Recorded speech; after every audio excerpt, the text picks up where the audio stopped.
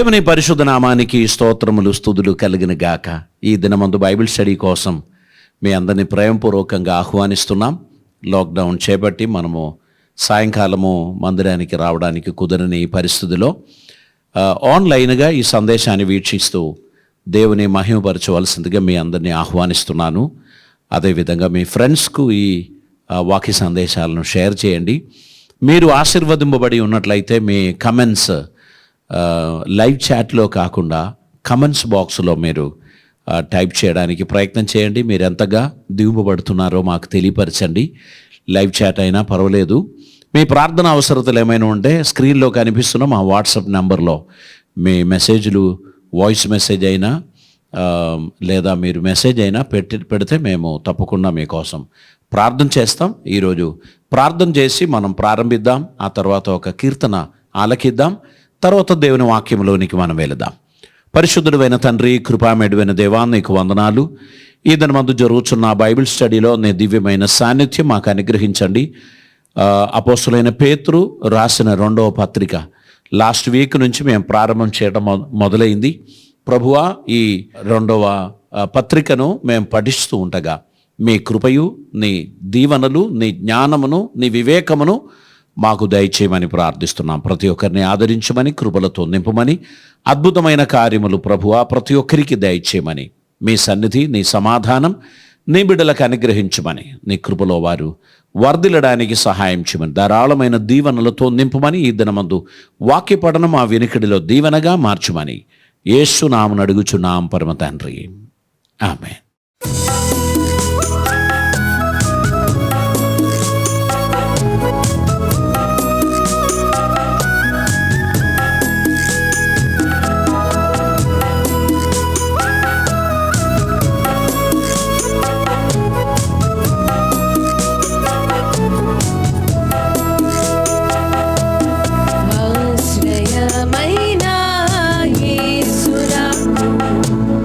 ఆయనలో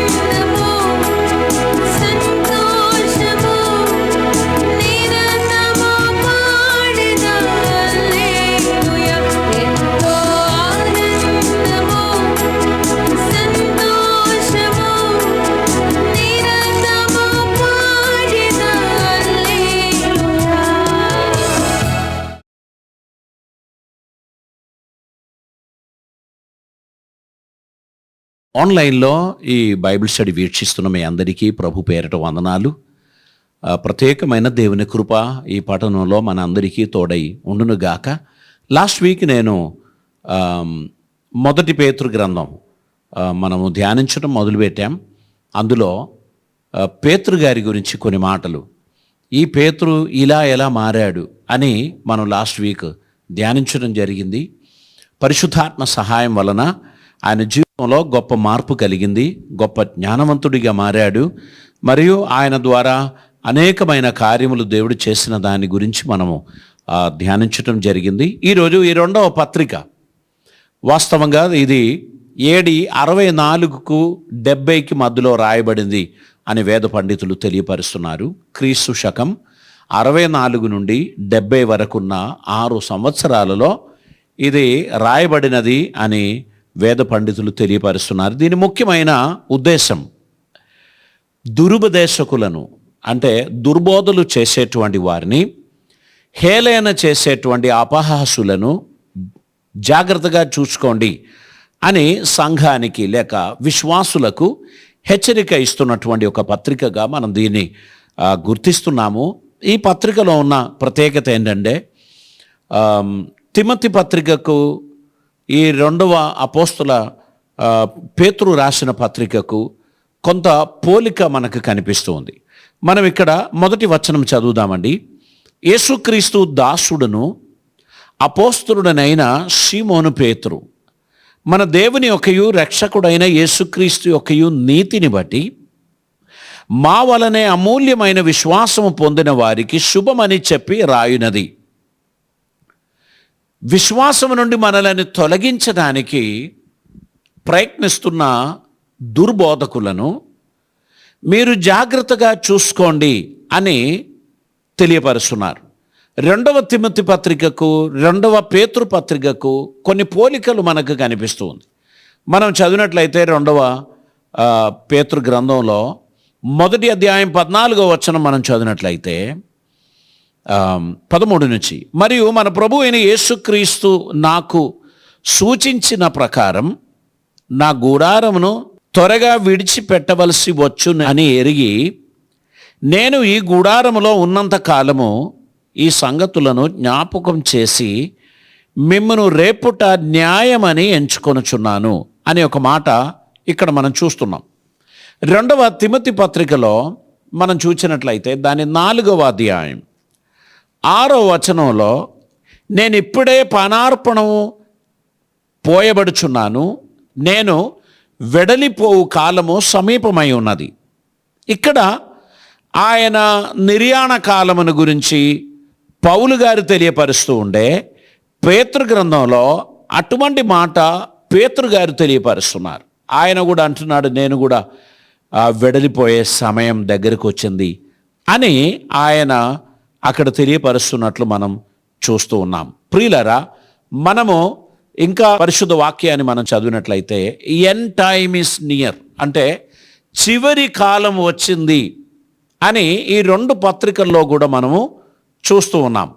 రెండవ తిమోతి పత్రిక 3వ అధ్యాయం దాని 13వ వచనంలో, అయితే దుర్జనులు వంచకులను ఇతరులను మోసపరచు తామును మోసపోవచ్చు అంతకంతకు చెడిపోవుదురు అని ఈ రెండవ పత్రిక 3వ అధ్యాయం దాని 13వ వచనంలో ఒక హెచ్చరిక. దుర్బోధకులు, వంచకులు, మోసపోయిన వారు, మోసపరచువారు అనేటువంటి మాటలు మనకు కనిపిస్తుంది.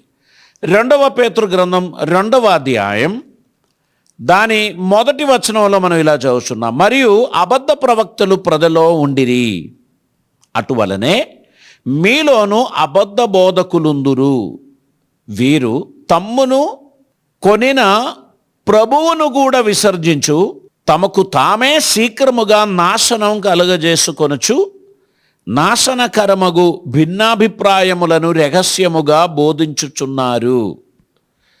అక్కడ పౌలు గారు ఇచ్చుచున్నటువంటి హెచ్చరికలను ఇక్కడ పేతురు గారు తెలియపరుస్తున్నట్లు మనం చూస్తున్నాం. 2వ అధ్యాయం పేతురు గ్రంథం 10వ వచనం నుంచి మనం చూసినట్లయితే, భక్తులను శోధనలో నుండి తప్పించుటకును, దుర్నీతి పరులను, ముఖ్యముగా మలినమైన దురాశ కలిగిన శరీరానుసారముగా నడుచుకొనుచు ప్రభుత్వమును నిరాకరించుచు శిక్షలో ఉంచబడిన వారిని తీర్పు దినము వరకు కావలిలో ఉంచుటకును ప్రభువు సమర్థుడు అని తెలియపరుస్తున్నారు.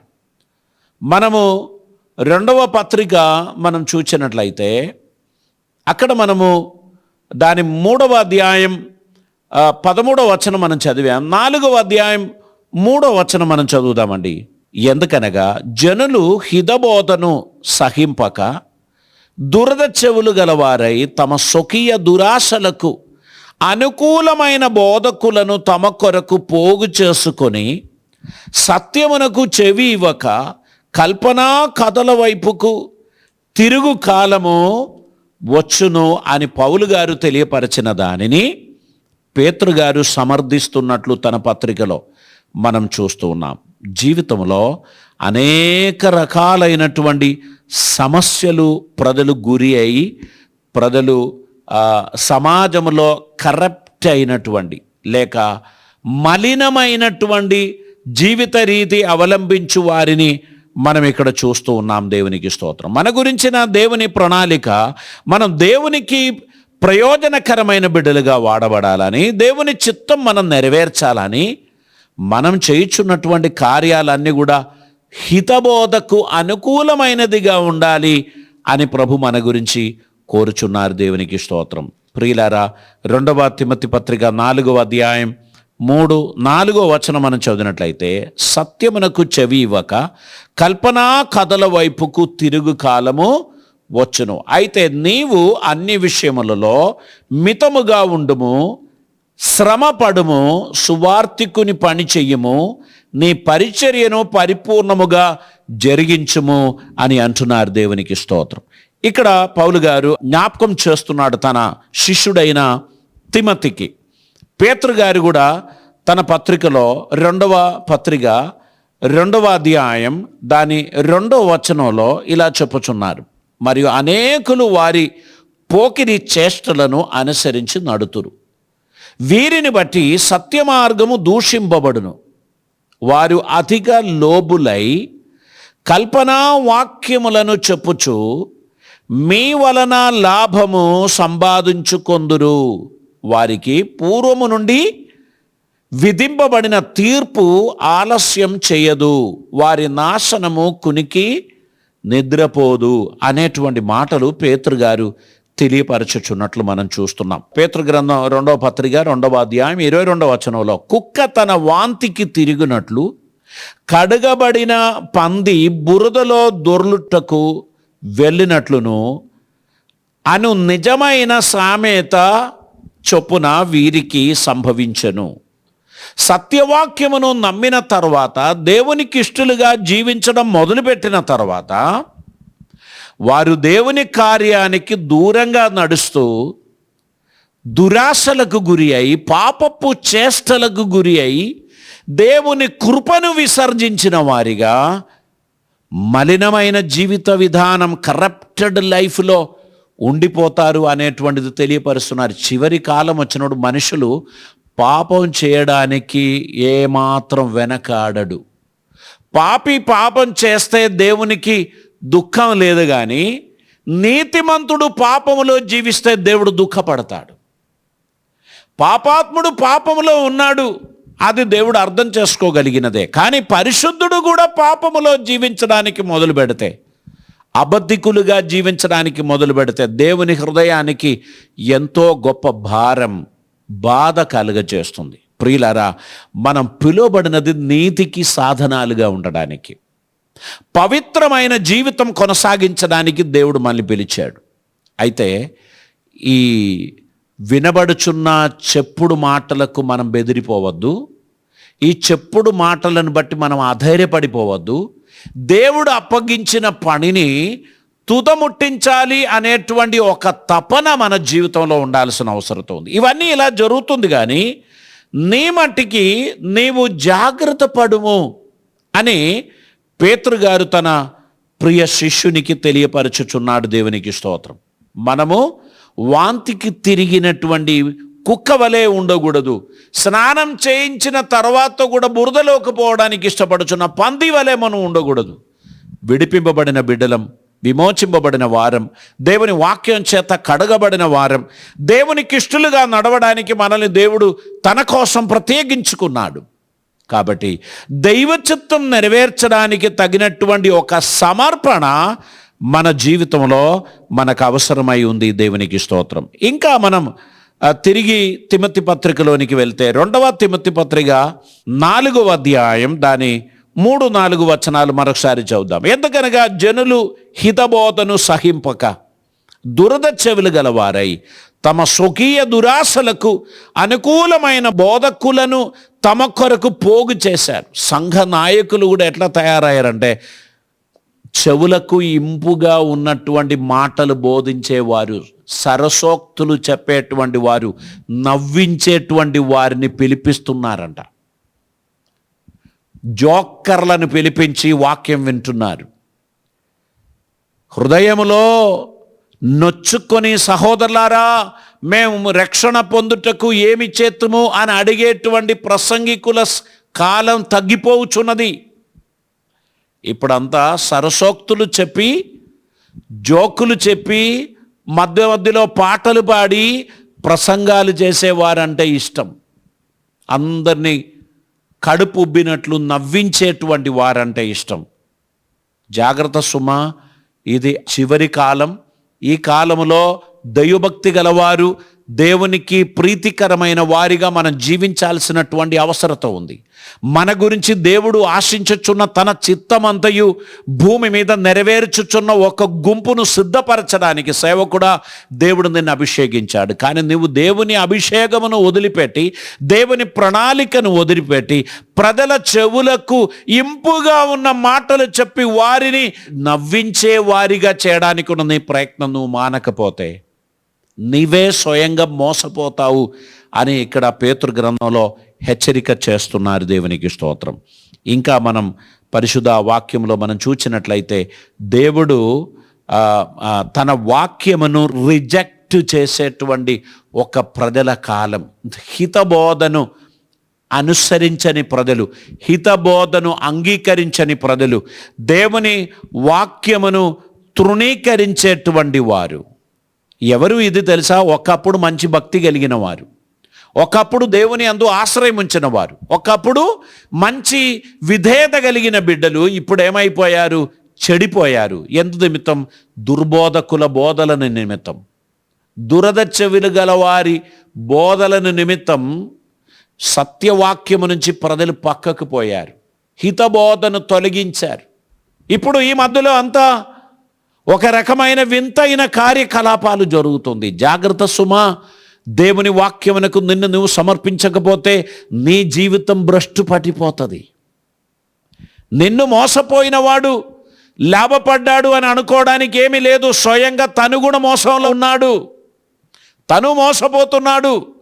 అది మనకు లెక్కకు లేదు. కానీ నీతి బోధను, హితబోధను విసర్జించి దేవునికి దూరమైపోయిన మనం నష్టపోతున్నాము అనేటువంటి ఒక విషయంలో గుర్తుపట్టుకొని జాగ్రత్త పడవలసినటువంటి వారమై ఉన్నాం. ఒకప్పుడు దేవుని కొరకు బహుబలంగా వాడబడిన కొందరు ఇప్పుడు సరసోక్తులు మాట్లాడి నవ్వించే వారిగా మారారు, హేళన చేయవారిగా మారారు. కనుక ప్రియులారా, జాగ్రత్త పడండి. దేవుని కృపలో ముందుకు పోవడానికి మన జీవితాన్ని మనం సమర్పిద్దాం. దేవునికి స్తోత్రం కలిగిన గాక. 2వ పేతురు గ్రంథం 1వ అధ్యాయం దాని 1వ వచనం మరొకసారి చదువుదాం. యేసుక్రీస్తు దాసుడును అపోస్తలుడునైన సీమోను పేతురు, మన దేవుని యొక్కయు రక్షకుడైన యేసుక్రీస్తు యొక్కయు నీతిని బట్టి మా వలనే అమూల్యమైన విశ్వాసం పొందిన వారికి శుభమని చెప్పి రాయుచున్నది. ఇక్కడ యేసుక్రీస్తుని దాసుడు అనేటువంటి మాట తెలియపరిచి ఉన్నారు. దేవుని సేవకుడు, దేవుని దాసుడు, దేవుని పని కోసం తన్ను తానుగా సమర్పించినటువంటి వాడు అనే అర్థం. మనము అపోస్తలుడైన పౌలు, పేతురు మొదలైన యేసుక్రీస్తుని శిష్య బృందము తమ్మును సంపూర్తిగా దేవుని చిత్తం నెరవేర్చడానికి సమర్పించారు. వారు దేవునికి ఇష్టలుగా ఉండడానికి ఆశించారు. వారి జీవితంలో ప్రభువును గణపరచుట కంటే ఏది కూడా శ్రేష్టమైనటువంటిదిగా లేకుండే. వారు ఎల్లప్పుడూ ప్రభువును సంతోషపెట్టాలి అనేటువంటి ఉద్దేశంతో వారు జీవించినటువంటి వారు అని మనకు బైబిల్ తెలియపరుస్తున్నారు. ఇక్కడ మనం యోహాను సువార్త 12వ అధ్యాయం 26వ వచనం మనం చదివినట్లయితే, ఒకడు నన్ను సేవించిన ఎడల నన్ను వెంబడింపవలను. అప్పుడు నేను ఎక్కడ ఉండునో అక్కడ నా సేవకుడును ఉండును. ఒకడు నన్ను వెంబడించిన ఎడల నా తండ్రి అతని ఘనపరచును. ఇక్కడ ప్రభువు చెప్పుచున్నాడు, ఎవరైనా ఒకడు నన్ను సేవించడానికి ఇష్టపడితే నన్ను వెంబడించాలి. యేసు ప్రభుని పాదాలను వెంబడించని వాడు ఆయనను సేవించలేరు. ఈరోజు చాలామంది సేవకులు ఉన్నారు. యేసయ్య పాదములను వెంబడించువారు, యేసయ్య క్యారెక్టర్ను మెయింటైన్ చేస్తున్న వారే నిజమైన సేవకులు. ప్రభుని చిత్తం నెరవేర్చడానికి మనసు లేనివారు, స్వలాభం కొరకు, స్వార్థం కొరకు జీవించుచున్నటువంటి వ్యక్తికి ప్రభు సేవకుడిగా ఉండడానికి వీలు లేదు. ఎవడైనాను నన్ను సేవించడానికి ఇష్టపడితే వాడు నన్ను వెంబడింపవలను. అప్పుడు అతడు నేను ఎక్కడ ఉండునో అక్కడ నా సేవకుడును ఉండును. ఒకడు నన్ను సేవించిన ఎడల నా తండ్రి అతని ఘనపరచును. గనుక దేవుని సేవించటం ప్రతిఫలేచ్ఛ లేకుండా సేవించాలి. ప్రతిఫలం తప్పకుండా వస్తుంది. అది తండ్రి వలన కలుగును. నాకేమిస్తారు? మనం ఇప్పుడు లేబర్ మార్కెట్కు వెళ్ళి ఒక మేస్త్రిని, ఒక లేబర్ను మనం పిలిచామనుకోండి, వారు అడుగుతారు నాకేమి ఇస్తారు. ఏమిస్తారని అడగడం ఏంటండి? రోజు ఇవ్వడం లేదా? రోజు ఇచ్చేది ఒకరి కాదు కదా. కొత్త కస్టమర్ వచ్చినప్పుడు కొత్త కస్టమర్కు కొత్త రకమైన మాటలు మాట్లాడతారు. ఇప్పుడు మార్కెట్లో 700 రూపీస్ నడుస్తుంది అని అనుకుందాం మగోళ్ళకు. వీళ్ళు చెప్తారు మాకు 800 ఇస్తేనే మేము వస్తాం. మేస్త్రి చెప్తాడు 1000 రూపాయలు కాదు నాకు 1200 ఇవ్వాలి అంటారు. ఎందుకని? కొత్త కస్టమర్తో నేను బార్గెన్ చేస్తున్నా. ఆయన కాదు అంటే పక్కకు పోతాడు, ఇంకొకడు వస్తే నేను ఇదే మాట చెప్తా. ఎవరైతే నా మాట కుదిరిస్తారో వారితో నేను వెళుతాను. ఇక్కడ ప్రభు చెప్పింది అది కాదు. నువ్వు ముందు నాతో బార్గెన్ చేయడానికి వీల్లేదు. నేను ఏమి ఇస్తే నువ్వు నన్ను వెంబడిస్తావని నువ్వు నన్ను అడగకూడదు. ఎవడైనాను నన్ను వెంబడింపగోరిన ఎడల తన్ను తాను ఉపేక్షించుకొని తన సిలువను ఎత్తుకొని నన్ను వెంబడించాలి. నాకేమిస్తారు అని అగ్రిమెంట్ చేసిన తర్వాత నన్ను వెంబడించడానికి ఎవరు ప్రయత్నం చేయకు. ఇవ్వడం నా ఇష్టమే. నేను కూడా అంతే. మార్కెట్కు వెళ్ళి లేబర్ను తీసుకుంటే చెప్తాను, నీ పని చూసి పైసలు ఇస్తానంట. సాయంత్రం వరకు నువ్వు పని చేసేది చూస్తే నేను నీకు పైసలు ఇస్తాను. నిన్ను డిసప్పాయింట్ చేయను. పని సిన్సియర్గా చేయి, పైసలు సిన్సియర్గా ఇస్తా. వాళ్ళు పని చేస్తారు, పోయేటప్పుడు 50 రూపాయలు ఎక్కువ ఇచ్చి పంపిస్తా, 100 రూపాయలు ఎక్కువ ఇచ్చి పంపిస్తా. వాళ్ళు చాలా ఖుషి, చాలా సంతోషం. ఎందుకు తెలుసా? ఎక్కడా దొరకని రకంగా సారు మాకు ఇచ్చారు అంటారు. కానీ ఎక్కడా చేయని రీతిగా పని కూడా చేశాడు. ఆ సిన్సియారిటీకి జీతం ఉన్నది. దేవుడు కూడా మనం ఆయనను సిన్సియర్గా వెంబడించినట్లయితే ఆయన తన కృప మనకి ఇస్తాడు. మనం డిమాండ్ చేసి దేవుడిస్తాడని ఎప్పుడు అనుకోకూడదు. దేవునికి సరిహద్దు లేని ఆశీర్వాదాలు తన దగ్గర ఉంది, దీవెనలు ఆయన దగ్గర ఉంది. ఆయనతో కండిషన్ పెట్టుకున్న వారిని ఆయన ఏం పెట్టుకోడు. వారితో ఆయన ఏమాత్రం కనెక్షన్ పెట్టుకోడు. 100% సరెండర్తో, కమిట్మెంట్తో, విధేయతతో దేవుని సన్నిధిలో ఎవరైతే తమను తాము సమర్పించుకుంటారో దేవుడు వారిని హెచ్చిస్తారు. దేవునికి స్తోత్రం. దీన దరిద్రుని పెంట కుప్ప నుండి లేవనెత్తి సింహాసనంలో కూర్చుండపెట్టేవాడు మన దేవుడు. కాబట్టి దేవుని దాసుడును అపోస్తులును అని అంటే మళ్ళీ అందులో కండిషన్స్ ఏం లేదు. 100% కమిట్మెంట్తో దేవుని కొరకు తన్ను తానుగా సమర్పించిన వానికి దేవుడు మేలు చేస్తారు. దేవునికి స్తోత్రం. మనం దేవుని సన్నిధిలో మనలని పరిపూర్ణంగా మనం సమర్పించడానికి మనసు కలిగిన వారిగా ఉండాలి. పరిశుద్ధ వాక్యంలో మనం చూచినట్లయితే 1 కొరింథీ పత్రిక 7వ అధ్యాయం దాని యొక్క 22వ వచనం మనం చదివినట్లయితే ఈ విధంగా మనం చదువుచున్నాం. ప్రభువునందు పిలువబడిన దాసుడు ప్రభు వలన స్వాతంత్ర్యం పొందినవాడు, ఆ ప్రకారమే స్వతంత్రుడై ఉండి పిలువబడిన వాడు క్రీస్తుకు దాసుడు. ఆ కాలంలో లేబర్ ఎలా ఉంటారంటే కొందరు స్వతంత్రులు, కొందరు దాసులు. ఈ దాసులు అనేటువంటి వారికి స్వేచ్ఛ లేదు. యజమానుడు ఏది చెప్పినా చేయడానికి సిద్ధంగా ఉండాలి. స్వతంత్రుడు అనే వ్యక్తి విడిచిపెట్టబడినవాడు. చాలా కాలం ఒకరికి దాసుడుగా పనిచేశాడు. ఇప్పుడు అతని ఏం చేశారంటే తన చెవిని ఆ దర్వాజకు పెట్టి ఒక రంధ్రం వేశారు. ఈ చెవికి రంధ్రం వేసిన వారిని ఎవరైనా చూస్తే వానిని ఏం అనకూడదు, ఎవరికో దాసుడు అని ఒక అర్థం ఉంది.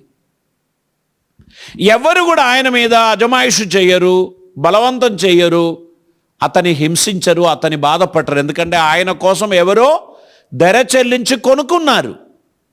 ఇప్పుడు ఆయన ఒకరికి దాసుడు. అయితే ఈ యజమానుడు ఏం చేశాడు? చెవికి రంధ్రం వేశాడు. నువ్వు చాలా కాలం నాకు సేవ చేశాడు, చాలు నాయనా, నువ్వు ఇప్పుడు స్వేచ్ఛగా వెళ్ళిపో, నిన్ను ఇంకా ఎవరు దాసులుగా పిలువరు, నీవు స్వతంత్రుడే. అయితే ఇక్కడ ప్రభు ఏమంటున్నాడు? స్వతంత్రుడైన వాడు యేసయ్య దగ్గరికి వస్తే ఆయన దాసుడిగానే ఉండాలి. దాసుడిగా యేసయ్య దగ్గరికి వచ్చిన వానికి యేసయ్య స్వాతంత్ర్యం ఇచ్చేశాడు. దేవునికి స్తోత్రం. మనం ఇంకా అపవాదికి దాసులము కాకుండా ఉండినట్లు యేసయ్య మనకు ముద్ర వేశాడు. దేవునికి స్తోత్రం. ఈ ముద్ర చూడగానే సాతానుకు అర్థమవుతుంది, he is a servant of somebody. ఇక నేను వాని మీద అధికారం చెలాయించడానికి కుదరదు. యేసుక్రీస్తును వెంబడించడానికి తీర్మానం తీసుకుంటున్న మనము మన జీవితాన్ని ప్రభువుకు సమర్పించాల్సినటువంటి అవసరత ఉంది. దైవ చిత్తం నెరవేర్చాల్సినటువంటి అవసరత ఉంది. ప్రభు మార్గంలో ఆయనను సంతోషపెట్టువారిగా నడవాల్సినటువంటి అవసరం ఉంది అని బైబిల్ తెలియపరుస్తున్నారు. ఎఫెసీయులకు రాసిన పత్రిక 6వ అధ్యాయం 6వ వచనాన్ని మనం చదివినట్లయితే, మనుషులను సంతోషపెట్టువారు చేయునట్లు కంటికి కనబడుటకే కాక క్రీస్తు దాసులమని ఎరిగి దేవుని చిత్తమును మనపూర్వకముగా జరిగించుచు మనుషులకు చేసినట్లు కాక ప్రభువునకు చేసినట్టే ఇష్టపూర్వకముగా సేవ చేయుడి. దేవునికి స్తోత్రం. కొంతమంది ఉన్నారు, ఎవరైనా కనబడుచున్నప్పుడు పని చేస్తారు. యజమానుడు పక్కకు పోయాడు అనుకుంటే పక్క కూర్చుంటారు మంచిగా. ఈ మధ్యలో స్మార్ట్ ఫోన్ ఉంది కదా, ఇక ఫోన్లో గేమ్ ఆడుకుంటారు. సాయంత్రం జీతం పుచ్చుకోవడం పక్క, కానీ పగలు ఒక అరగంట 1 అవర్ ఏదో ఒక గేమ్ ఆడుకుంటూ కూర్చుంటారు. ఎందుకని? యజమానుడు బండి స్టార్ట్ చేసుకొని పోయేది నేను చూశాను. ఇక ఆయన బండి సప్పుడు వచ్చేంత వరకు ఈ సహోదరుడు ఏం చేస్తాడు? గేమ్ ఆడుకుంటాడు. మధ్య మధ్యలో ఏదో ఒకటి చేస్తాడు, తప్పించుకుంటారు. అక్కడ చెప్తున్నారు, మనుషులకు కనబడినట్లు చేయడం కాక మనపూర్వకంగా ఇష్టపూర్వకంగా దేవునికి సేవ చేసినట్లు చేసుకోండి. ఎంత వస్తుంది? కొన్ని సంఘాలలో జీతం డిక్లేర్ చేశారు కనుక ఎంతైనా అంతే వస్తుంది. ఇక చేస్తే ఏంటి, చేయకపోతే ఏంటి అని అనిపిస్తుంది. కానీ మీరు గుర్తుపెట్టుకోండి, you are a servant of the living God. నిన్ను పోషించేవాడు పరలోకం, నీకు సహాయం చేసేవాడు మన పరమోన్నత స్థానములో ఉన్న మనం పరమ తండ్రి. మనకు హెచ్చు కలుగజేసేది దేవుని వలన. మన ఎక్స్పీరియన్స్ కాదు మన అభివృద్ధికి కారణం, దేవుని కృప మనపై ఉండడమే. మనం ప్రార్థించుచున్నప్పుడు దేవుడు కార్యం చేస్తున్నారు, మనం బోధించుచున్నప్పుడు ప్రజలు కన్విన్స్ అవుతున్నారు. మనం చేయుచున్న ప్రతి కార్యములలో దేవుని కృప ఆడైనప్పుడు దానికి ఓ బ్యూటీ ఉంది. అది దేవునికి ప్రీతికరంగా ఉంటుంది. అక్కడ రిజల్ట్ ఉంది. ఆ రిజల్ట్ నిన్ను అభివృద్ధిలోనికి తీసుకొస్తుంది. నువ్వు మనుషులను సంతోషపెట్టువాడిగా ఉంటే వాళ్ళను పొగుడుతూ వీళ్ళను పొగుడుతూ వాళ్ళకు స్తుతి చెప్పి వీళ్ళకు స్తుతి చెప్పి వాళ్ళకు సలాం చెప్పి వీళ్ళకు నమస్తే చెప్పి జీవితం అంతా నువ్వు అలసిపోతావు, వేసారిపోతావు, విసిగిపోతావు. కానీ దేవునికి పని చేసినట్లు, దేవునికి సేవ చేసినట్లు ఇష్టపూర్వకంగా నీవు సేవ చేసుకుంటూ పోతే నీకు తెలియని మార్గాన దేవుడు నిన్ను ఆశీర్వదిస్తాడు. ప్రియ సహోదరా, యేసుక్రీస్తు దాసుడును అపోస్తులుడైన పేతురు, సీమోను పేతురు, నువ్వు నిజంగా దేవునికి దాసుడిగా నిన్ను సమర్పించావా? దేవుని కార్యం జరిగించడానికి నీ జీవితాన్ని నువ్వు సమర్పించావా? దేవుని దాసుడు అంటే సంపూర్ణ సమర్పణతో దైవ చిత్తం నెరవేర్చడానికి నడుము బిగించినవాడు. దేవునికి స్తోత్రం. దేవుని చిత్తం నెరవేర్చడానికి మీరు మిమ్మల్ని సమర్పించి ఉన్నట్లయితే ఖచ్చితంగా దేవుడు మీ జీవితంలో అద్భుతమైన కార్యాలు చేస్తాడు. ఫిలిప్పీ పత్రిక 1వ అధ్యాయం 1వ వచనం, ఫిలిప్పీలో ఉన్న క్రీస్తు యేసునందలి సకల పరిశుద్ధులకును అధ్యక్షులకును పరిచారకులకును క్రీస్తు యేసు దాసులైన పౌలును తిమోతియును శుభమని చెప్పి రాయునది. ఎవరికి రాస్తున్నారు? ఫిలిప్పీలో ఉన్న క్రీస్తు యేసునందలి సకల పరిశుద్ధులకును అధ్యక్షులకును పరిచారకులకును క్రీస్తు యేసు దాసులైన పౌలును తిమోతియును శుభమని చెప్పి రాస్తున్నారు. దేవునికి స్తోత్రం. దేవుని పని కోసం సమర్పించిన పౌలు ఎప్పుడు కూడా తన స్వార్థం ఆలోచించలేదు. ఇంకొకరి దయాదాక్షిణ్యంతో బ్రతకాలని కూడా ఆయన ఉద్దేశించలేదు. ఆయన అపోస్తులుడై ఉండి కూడా ఒక టెంట్ మేకర్గా ఆయన నైపుణ్యత కలిగినటువంటి వాడు. ఆయన ఉపజీవనం కొరకున్న సంపాద్యం ఆయన స్వయంగా చేసేవాడు. ఎవరి సహాయంతో ఆయన బ్రతకలేదు. అయితే చంతాలు పోగు చేయలేదా? కానుకలు స్వీకరించలేదా? చేసుకున్నారు. ఎవరి కోసం? తెస్సలోనికియాలో ఉన్న సంఘస్థుల కొరకు, మాసిడోనియాలో ఉన్న పరిశుద్ధుల కొరకు ఆయన ధనశేఖరం చేసినట్లు మనం చూస్తున్నాం. ఆయన ధర్మం తీసుకున్నాడు, అర్పణలు తీసుకున్నాడు, చంతాలు వసూలు చేశారు. వేరే ప్రాంతంలో ఉన్న నిరుపేదలకు, శ్రమలు అనుభవిస్తున్న సేవకులకు సహాయం చేయడం కొరకు ఆయన అలా చేయడం జరిగింది. తను ఎప్పుడు కూడా ధనాపేక్ష కలిగిన వాడిగా మనకు కనిపించడం లేదు. ఆయన ఎల్లప్పుడూ సత్యవాక్యాన్ని ఉన్నది ఉన్నట్లు బోధిస్తూ ప్రజలందరినీ దేవుని వైపు నడిపించినట్లు ఫిలిప్పీలో ఉన్న సకల పరిశుద్ధులకు ఆయన ఈ పత్రిక రాశాడు. సమస్త అధ్యక్షులకు, పరిచారకులకు ఈ పత్రిక రాశాడు. కాబట్టి ప్రియులారా, దేవుని పరిచారకులు స్వార్థం లేని వారిగా, ద్వేషం లేని వారిగా, ద్వంద్వపక్షం లేని వారిగా, విమతములు లేని వారిగా, విభేదములు లేని వారిగా, సంపూర్ణ హృదయముతో దేవునికి అన్నట్టు సమర్పణతో పరిచర్య చేసినట్లయితే పరలోకము నుండి నీకు జీతం వస్తుంది. దేవునికి స్తోత్రం. దేవుడు నీ పోషకుడిగా మారితే నీ స్థితి ఎలా మారుతుంది? ఒక్కసారి ఇమాజిన్ చేయండి. పరలోకపు తండ్రి నిజంగా నీ తండ్రి అయితే నీ స్థితి ఎలా మారుతుంది? దేవుడు అద్భుతమైన కార్యములు మీ జీవితంలో జరిగిస్తాడు. ఆయన మిమ్మల్ని విడిచిపెట్టడు. లోకమంతా మిమ్మల్ని తృణీకరించిన ఆయన అరచేతిలో మిమ్మల్ని పెట్టుకుంటారు. దేవునికి స్తోత్రం. దేవుడు మీకు అండగా ఉండే, దేవుడు మీకు తోడుగా ఉండే, మీకు హాని కలుగజేయువారు ఎవరూ లేరు, మీకు నష్టం కలుగజేయువారు ఎవరూ లేరు.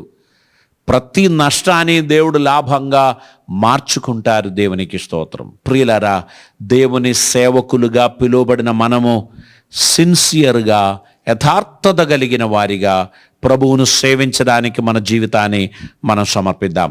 కొలొస్సీలకు రాసిన పత్రిక 3వ అధ్యాయం 24వ వచనాన్ని మనం చదువుదాం. ప్రభు వలన స్వాస్థ్యమును ప్రతిఫలముగా పొందుదుమని ఎరుగుదురు గనక మీరు ఏమి చేసినను అది మనుషుల నిమిత్తం కాక ప్రభువు నిమిత్తమని మనస్ఫూర్తిగా చేయుడి. మీరు ప్రభు అయిన క్రీస్తుకు దాసులై ఉన్నారు. దేవునికి స్తోత్రం. అన్యాయము చేసిన వానికి తాను చేసిన అన్యాయము కొలది మరలా లభించును. పక్షపాతము ఉండదు. దేవునికి స్తోత్రం. మన దేవుడు పక్షపాతి కానే కాడు. గనక మనుషులను సంతోష పెట్టడానికి, మనుషులకు నచ్చ చెప్పడానికి, మనుషులను తృప్తిపరచడానికి మనం చేయుచున్న ప్రయత్నములు మానుకోవాలి. దేవుణ్ణి సంతోష పెట్టడానికి, దేవుని నిమిత్తము మనస్ఫూర్తిగా మనము సేవ చేసినట్లయితే దేవుడు మనల్ని ఆదరిస్తాడు, ఆశీర్వదిస్తాడు. దేవునికి స్తోత్రం. అపవాది అనేక రకాలైన కీడు మన జీవితంలో కలగజేయడానికి ప్రయత్నిస్తాడు. మనకందరికీ తెలుసు, యేసు ప్రభువారు 40 పగలు 40 రాత్రులు ఉపవాసం ఉన్నారు. 40 పగలు 40 రాత్రులు ఉపవాసం ఉన్న ప్రభు ఉపవాసం ముగించినప్పుడు అపవాది లేక శోధకుడు తన దగ్గరికి వచ్చాడు. ఆయనతో చెప్పాడు, బోధకుడా, నీకు ఆకలి అవుతుంది, నీ చేతిలోని ఈ రాయిని రొట్టెగా మార్చుకోవచ్చు కదా. అప్పుడు మనం చూస్తున్నాం, ప్రభు అపవాదిని ఎదిరించి గద్దించి దూరం చేశాడు. మత్తయి సువార్త 4వ అధ్యాయం 10వ వచనంలో మనం ఇలా చదువుతున్నాం, యేసు వానితో, సాతానా పొమ్ము, ప్రభు అయిన నీ దేవునికి మ్రొక్కి ఆయనను మాత్రమే సేవింపవలను అని రాయబడి ఉన్నదనను. ప్రభువును వంచడానికి, ప్రభువును లోపరచడానికి సాతానుగాడు చాలా ప్రయత్నం చేశాడు. కానీ ఇక్కడ ప్రభు ఫైనలీ వానికి చెప్పాడు, సాతానా నువ్వు వెళ్ళిపో, ప్రభు అయిన దేవునికి మొక్కి ఆయనను మాత్రమే సేవింపవలనని రాయబడి ఉన్నది అనెను. అంతటా అపవాది ఆయనను విడిచిపోగా, ఇదిగో దేవదూతలు వచ్చి ఆయనకు పరిచర్య చేసిరి. గుర్తుపెట్టుకోండి, సాతానుగాడు ఎల్లప్పుడూ మనతో ఉన్నట్లయితే దేవదూతలు మనకు పరిచర్య చేయడానికి రారు. అపవాదితో ఫ్రెండ్షిప్ చేసి నీవు నడిచినట్లయితే, లేక అపవాది యొక్క ప్రసెన్స్ నీలో ప్రభావితంగా ఉంటే దేవదూతలు నీకు పరిచర్య చేయలేరు. నీవు స్వయంగా ఆ అపవాదిని గద్దించి దూరం చేసినప్పుడు దేవదూతలు వచ్చి నీకు పరిచర్య చేస్తారు. దేవుని సేవించడానికి పిలువబడిన మనం సంపూర్ణ హృదయంతో దేవుని సేవించాలి. పరిపూర్ణ సమర్పణతో దేవునికి ఇష్టమైన రీతిగా మనం జీవించాలి. దేవునికి ప్రీతికరమైన బిడ్డలుగా మనం నడవాల్సినటువంటి అవసరత ఉంది. యేసయ్య పనులో దేవుడు మనల్ని పిలిచినందుకు దేవుని చిత్తం నెరవేర్చు విషయంలో మనం ఆసక్తి కలిగిన వారిగా ఉండాలి. ఏమి తింతుము, ఏమి త్రాగుదుము అని కంగారు పడాల్సిన అవసరం లేదు. ఏమి ధరింతుము అని చెప్పి టెన్షన్ పడాల్సిన అవసరం లేదు. ఇవన్నీ మనకు అవసరమని ఆయనకు తెలుసు.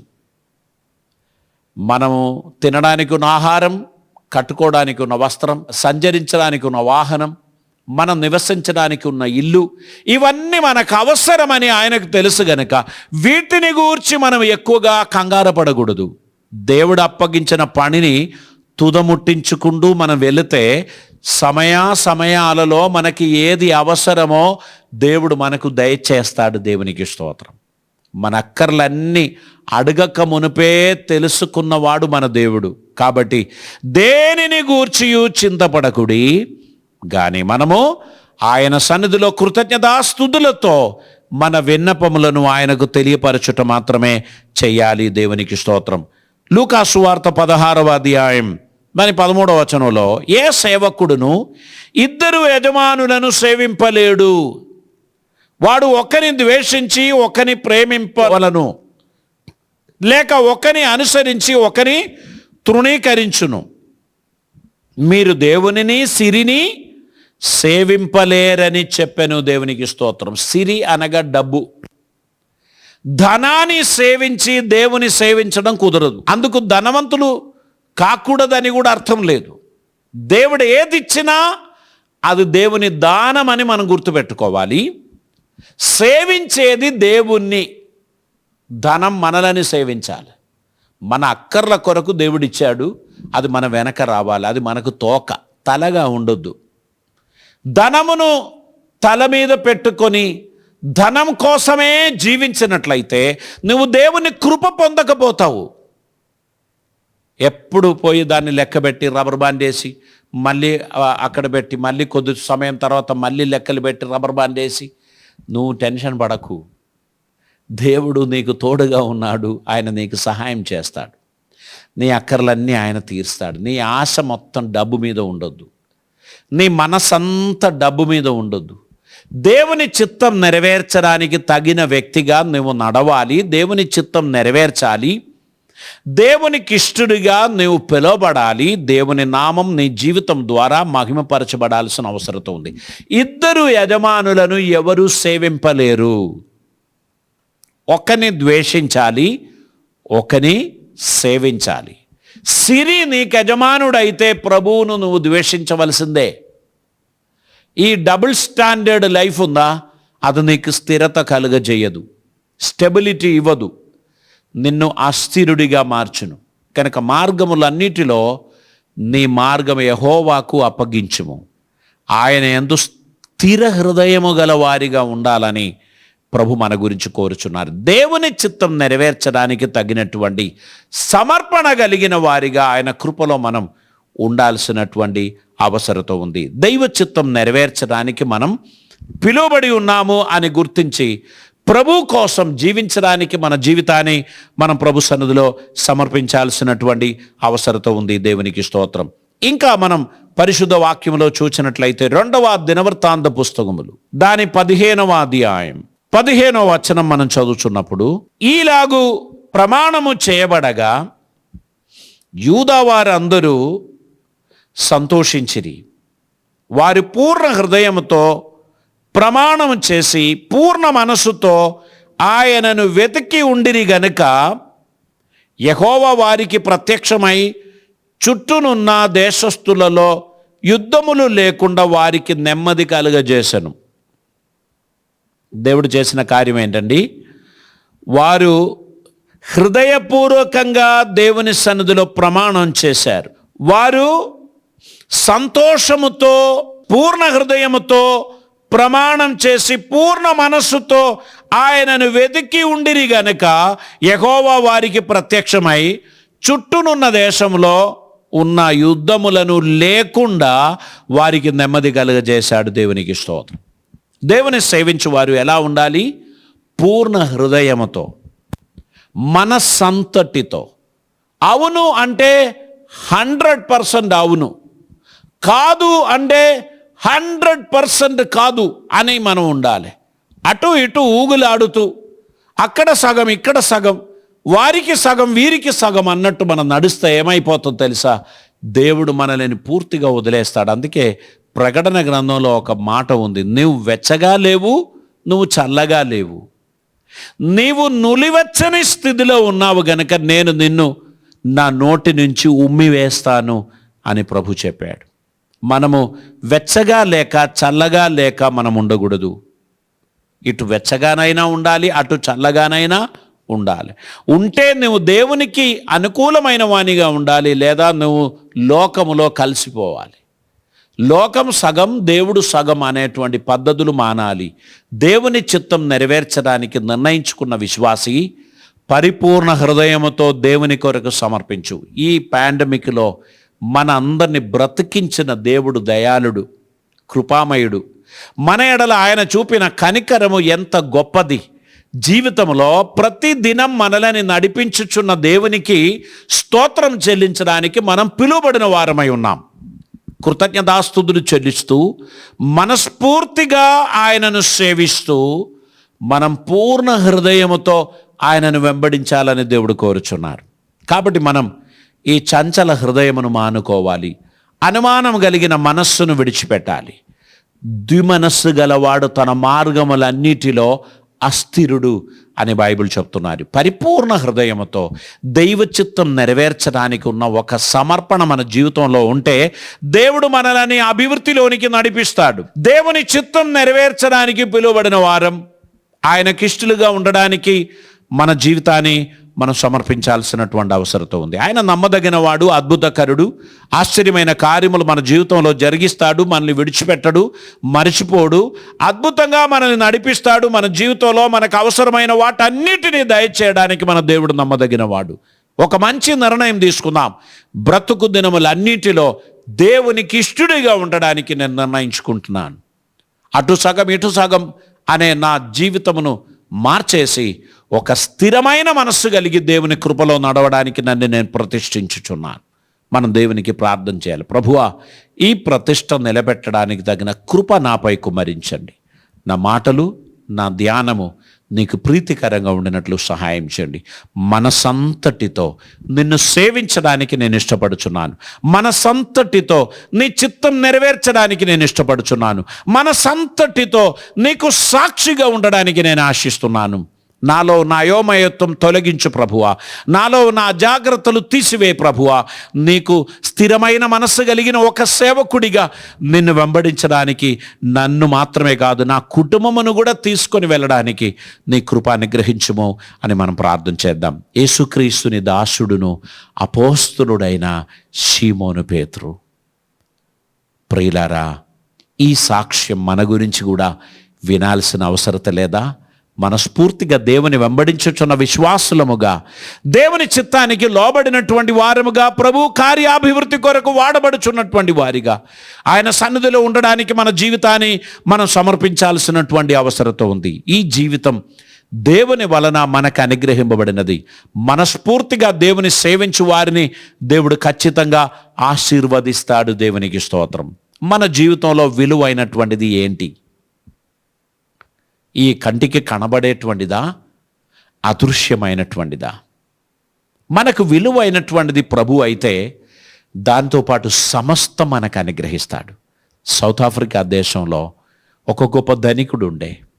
ఆ ధనికుడు తన మరణ సమయం దగ్గరికి వచ్చినప్పుడు ఆయన బ్రతికి ఉండగానే తన కుమారుడు మరణించాడు. ఆయన ఒక వీలునామా రాశాడు. ఆ వీలునామా ముద్ర వేసి లోకర్లో పెట్టారు.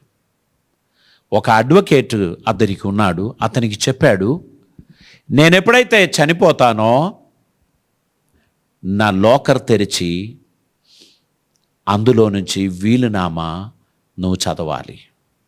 చదివే ముందు ఊరిలో ఉన్న ధనికులు అందరినీ పిలవాలి. ఎందుకంటే నా ఫ్యాక్టరీలు, నా ఎస్టేట్లు, నా బెంగళాలు ఇవన్నీ వేలం పాడాలి. ఎందుకంటే నాకు కుమారుడు లేడు కదా, నాకు ఇంకెవరూ లేరు కదా, గనక ఇది వేలం పాడాలి అని చెప్పారు. ఆ ప్రకారంగా ఒక దినాన ఆయన మరణించాడు. ఈ అడ్వకేట్ తన గుమస్తను పిలిచాడు. మీ యజమానుడు ఈ విధంగా చెప్పాడు, తన దగ్గర వీలునామా ఉంది, కాబట్టి నువ్వు దానిని తెరవడానికి ముందు ఒక దినం ప్రత్యేకించి ఊర్లో ఉన్న పెద్ద పెద్ద ధనికులందరినీ పిలవాలి. ఎందుకంటే తనకున్న ఆస్తి కోట్లాను కోట్ల రూపాయలు విలువ కలిగినది. ఆయన వేలం పాడుతాడంట. నీవు వెళ్ళి ఈ ఏర్పాటు చేయమంటే ఆయన పేపర్లో అడ్వర్టైజ్మెంట్ చేశాడు. ప్రజలకందరికీ తెలియపరిచాడు, ఫలానా ధనికుడు అయిన వ్యక్తి మరణించాడు, ఆయన ఆస్తి వేలం పాడుతున్నారు, మీరందరూ రండి.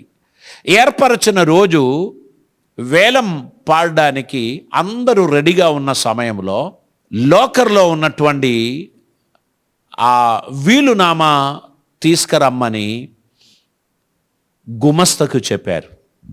గుమస్త వెళ్ళి లోకర్ తెరిచి ఆ వీలునామా తీసుకొచ్చాడు. అప్పుడు ఈ అడ్వకేట్ చెప్పాడు, వీలునామా చదివే ముందు తన కుమారుని ఫోటో వేలం పాడాలని ఆయన అనుకున్నాడు. మీరెవరైనా వేలం పాడతారా అని చెప్పి తన కుమారుని ఫోటో చూపించి ఒక అమౌంట్ చెప్పాడు. ఎవ్వరు ముందుకు రాలే, ఒక్కరు కూడా ముందుకు రాలే. అప్పుడు ఆ ఇంటిలో పని మనిషిగా ఒక వృద్ధురాలు ఉండే. ఆమె వచ్చి, మా చిన్న యజమానుని ఫోటో నాకు ఇస్తారా, నా దగ్గర ఇదిగో ఇంతే ఉన్నది అని చెప్పి కొంత డబ్బు ఆమె తీసుకొని వెళ్ళారు. అందరూ చెప్పారు, ఇచ్చేసేయండి ఇచ్చేసేయండి అన్నారు. సో ఆ డబ్బు తీసుకొని ఈ ఫోటో ఆమెకి ఇచ్చేశారు. ఇప్పుడు అందరూ వీలునామా తెరిచి అందులో ఉన్న వస్తువులన్నీ డిక్లేర్ చేస్తారు. వీలునామా తెరిచారు, ఒక్కొక్క ఐటెం చదువుతున్నారు.